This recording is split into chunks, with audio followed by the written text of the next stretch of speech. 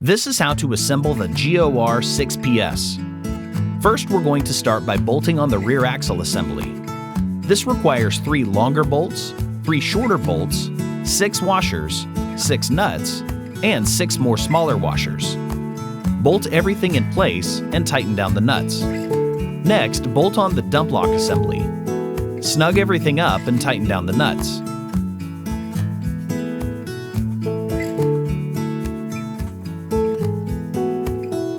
Next, we're going to bolt on the larger portion of the frame along with the front axle.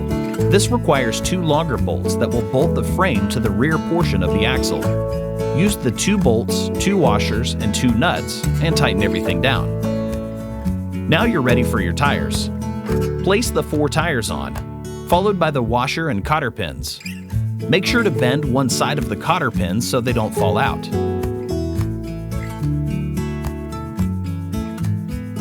And now you're ready to attach the handle. Use the remaining longer bolt, washer, and nut, but make sure not to over-tighten the nut as you want the handle to pivot up and down.